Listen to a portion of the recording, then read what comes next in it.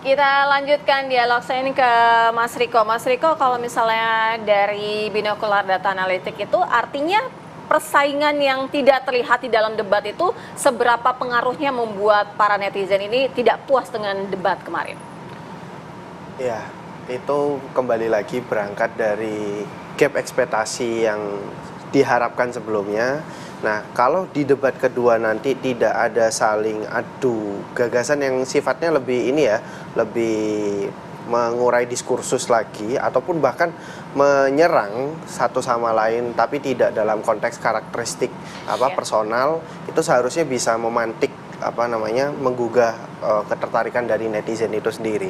Karena sebenarnya kalau kita melihat dari ketiga kandidat itu sebenarnya ada 3 concern isu yang kita tangkap per hari ini. Misal dari Pak Ridwan dan Pak Suswono itu sendiri ada co-working space untuk menunjang lapangan pekerjaan Gen Z. Itu salah satu gagasan juga. Yang kedua, integrasikan kartu bantuan dalam kartu Jakarta Maju Kamu, atau yang ketiga gerakan membangun kebudayaan Gerbang Betawi. Dan pun di paslon kedua sebenarnya juga mengungkapkan beberapa program walaupun seperti yang tadi kita tangkap agak keluar dari konteks yang seharusnya ya. Misal pembahasan terkait pandemi, terus habis itu respon itu dibahas tuh ya. Nah, itu kan ketika dibahas terkait hal tersebut lah akhirnya jatuh menggubu-gubu dan keluar dari substantif seharusnya. Nah, lalu yang kedua respon terhadap elektabilitas yang rendah, lalu yang ketiga mandiri internet. Bahwasannya ya bentuk-bentuk hal-hal yang sifatnya utopis itu memantik orang-orang untuk ikut dalam percakapan publik. Pendekatannya cukup berbeda dan ini unik. Ya, ini bisa menjadi suatu warna yang baru mungkin ya dalam perdebatan ini sendiri. Lalu yang ketiga dari Pak Pramono lalu Pak Rano juga ada konseling dan BLK modern untuk generasi Z, lalu Trans Jabodetabek. Lalu yang ketiga juga ruang pelestarian, balai rakyat, dan optimalkan fasilitas tim itu sendiri. Sebenarnya ketiganya sudah memberikan concern itu masing-masing. Tapi sayangnya memang bagi masyarakat, hal yang cukup menarik itu adalah hal yang tadi yang saya sebutkan nomor 2. Hal-hal yang sifatnya clickbait, hal-hal yang sifatnya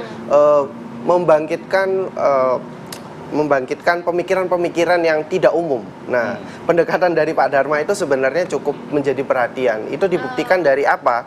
Bahwasannya exposure dari Pak Dharma juga tidak cukup rendah bisa dikatakan. Ada sekitar 7.466 share of voice dibandingkan dengan Pak Ridwan Kamil 14.000, lalu Pak Pramono sekitar 12.000. Ini dalam konteks pendatang baru atau kuda hitam ini cukup diperhitungkan.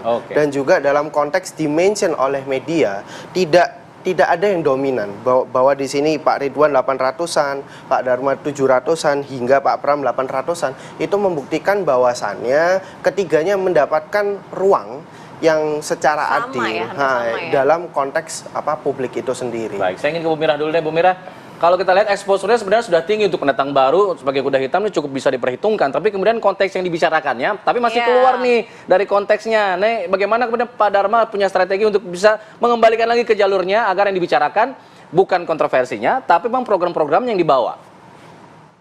Ya, yang pertama harapannya kami pada saat itu adalah bayangan dari Pak Dharma dan Pak Pun debat itu kayak di Amerika gitu ya. Kita interaksinya oke, misalnya ada pasangan lain yang menyampaikan akan memberikan RW sekian ratus juta, kan pasti akan ditanya dananya dari mana, seperti apa, penguasa dan sebagainya. Itu tidak terjadi seperti itu kan monoton gitu ya, satu arah gitu. Yang kedua, kami menyoroti beberapa hal langsung saja kepada program kami terkait dengan tadi sampaikan generasi Gen Z ini menjadi PR bagi pasangan Dharma Kun. Kita sama-sama tahu generasi Gen Z ini akrab dengan teknologi dan sosial media. Pak Kun Wardana ini ahli teknologi gitu. Pak Kun Wardana ini terkenal dengan bayi ajaib.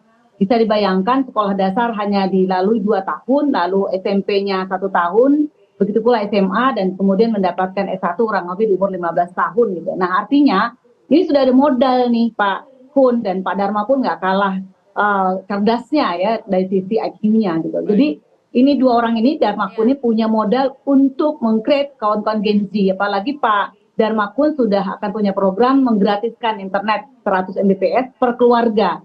Nah, ketika masuk ke Gen Z misalnya, Gen Z yang akrab dengan teknologi dan sosial media, ini tentu menjadi satu modal utama bagi para kawan-kawan Gen Z untuk mendapatkan pekerjaan yang sesuai dengan minatnya para Gen Z gitu. Dan harapan kami Gen Z ini langsung juga memilih kepada Pak Darmakun karena memang nanti akan luar biasa dibantu gitu ya Gen Z ini oleh pasangan Darmakun. Harus dibahas mengenai pandemi COVID-19 termasuk dengan teori konspirasi yang juga akhirnya ada menyamakan dengan Lord Rangga. Ya, dari sisi kan insya Allah Darmakun ya untuk misalnya pekerjaan layak misalnya. Saya aktivis serikat buruh gitu ya, kami memastikan gitu, bisa dibayangkan di kawan-kawan buruh, kawan-kawan pekerja ya, kan mereka ini menolak undang-undang Omnibus Law Cipta Kerja yang kemudian diusung oleh banyak partai termasuk pasangan 01 dan 03. Nah, Pak Dharma itu sudah clear bahwa undang-undang Omnibus Law Cipta Kerja itu kejahatan dan kami pastikan insya Allah untuk penetapan UMP itu di luar daripada tidak menggunakan undang-undang Omnibus Law Cipta Kerja untuk mendapatkan upah yang layak. Jadi bukan lagi berdasarkan ya tadi hanya 1-3% saja. Nah, ini penting sekali upah yang layak untuk mendapatkan penghidupan yang layak bagi seluruh pekerja buruh Jakarta. Ini yang harus ditekankan. Kemudian juga rumah layak. Rumah layak ini kami juga ya.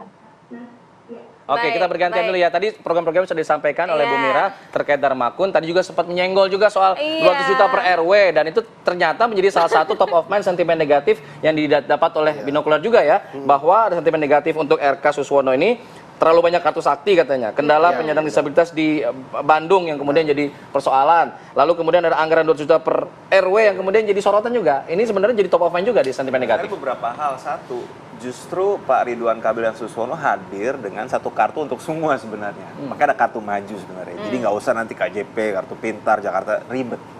Sebenarnya ini agak-agak dikit ngambil, kagak ribet. Jadi yang ini lomparin. Bentar, yang ini bilang kagak ribet, ya udah kita konkretin gitu ya. Itu satu. Kedua, soal rata-rata 200 juta per RW, tergantung dengan densitas dan kebutuhan RW-nya. Ini adalah bukti desentralisasi. Jadi ini inovasi dari Pak Ridwan Kamil dan Pak Suswono. Karena kan permasalahan warga beragam nih. Ada RW yang pada saat saya kemarin belusukan ya, untuk mandi jenazah aja nggak ada tempat. Kain buat tutupin aja nggak ada. Ada mungkin tempat-tempat yang nggak ada lapangan bulu tangkis. Ada yang buat kesenian ngumpul warga nggak ada. Setiap RW kan tahu masalahnya. Tapi Pak Ridwan Pak Suswono juga tahu, nggak mungkin RW dikasih serta-merta. Dananya ada di kelurahan, dimonitor oleh kelurahan. Harus ada pengawasan. Jakarta ini uangnya berlebih, tapi kalau digunakan nggak tepat guna, ya bocor-bocor juga sama aja bohong gitu ya. Jadi itu beberapa hal yang kita sampaikan pada saat debat kemarin dan ya susahnya di sosial media kadang-kadang teman-teman itu kan dipotong-potongnya sangat gampang.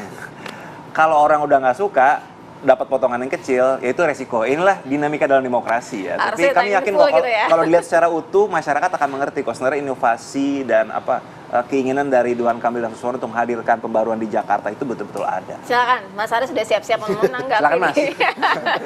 Udah diambil tadi ya, agak pakai ribet. Menarik ya, dari hal beberapa yang disampaikan teman kawan dari pasangan satu kan, bahwa terkait kita ingin gak ribet. Yes, kemarin saya juga ke Kedoya, misalnya ke Kedoya dan ke Meruya, saya menyampaikan masyarakat, Bang jangan ribut-ribut Mas Pram, Bang Dul, nanti kartu kita udah nggak ada lagi nih kalau jadi satu. Nah misalnya terkait dengan disatukan apa kartu-kartu itu, misalnya nggak ada lagi nanti KJP dan lain-lain. Nah ini saya pikir masyarakat itu juga khawatir gitu loh, takutnya ribet, ditarik lagi ntar pendataan lagi, ntar takutnya udah didata ada yang nggak ke data gitu loh, takutnya ada yang udah dapet nggak jadi dapet lagi. Itu gitu, mereka sampaikan seperti itu? Ya takut, mereka sampaikan takut kalau misalnya nanti ini kartunya dirubah lagi gitu kan. Nah maka kita tidak ingin membuat kartu yang baru lagi, melainkan kita perbaiki pendataannya, kita mungkin bisa tambahkan kuotanya hingga masyarakat itu mendapatkan yang tadinya harusnya mendapatkan. Misalnya ada lansia yang tidak mendapatkan, maka kita akan memberikan kartu lansia itu untuk bantuan. Artinya dari hal perkartuan seperti itu. Jadi kita tidak mau nanti menjadikan satu sehingga nanti di bawah nggak ada lagi KJP, KJMU, kartu lansia, kartu Jakarta Sehat. Karena masyarakat nih takut gitu loh. Karena takutnya ntar didata lagi dia malah nggak masuk nih. Nah ini kita tidak mau ribet-ribet seperti itu. Kita lanjutkan, kita perbanyak kuotanya. Yang tidak dapat sebelumnya, yang berhak kita dapatkan. Seperti itu. Itu yang pertama. Yang kedua terkait dengan lapangan pekerjaan, gitu kan. Konteksnya hari ini mencari lapangan pekerjaan itu semakin sulit, gitu kan. Nah, kita mau Mas Pram ini jemput bola lah. Kita nanti job fair kita adakan di setiap kecamatan selama 3 bulan sekali. Di situ nanti ada penyedia lapangan pekerjanya, kemudian bagaimana nanti juga ada pelatihan bersertifikatnya di kecamatan, sehingga masyarakat ini mudah mengakses ya di sekitar rumahnya sendiri. Kalau mencari kerja tidak harus antri misalnya ke Smesko, misalnya biasanya kan kalau antri lapangan pekerjaan banyak, job fair, sehingga masyarakat ke sana. Sehingga masyarakat juga nggak mau ribet. Mas, ini cari kerja udah ribet, kenapa sekarang dibatas-batasin lagi? Yang timur harus kerja di timur, selatan harus selatan, utara utara, pusat, barat gitu. Nah, ini masyarakat juga kita menangkap keresahan itu. Jadi kita nggak mau ribet, udah. Yang penting kerja dulu deh. Mau kerja di mana aja, silahkan, bebas seperti itu. Nah, apakah masalah hunian juga tidak disoroti oleh Mas Pram? Persoalan hunian di Jakarta itu masalah keterbatasan lahan.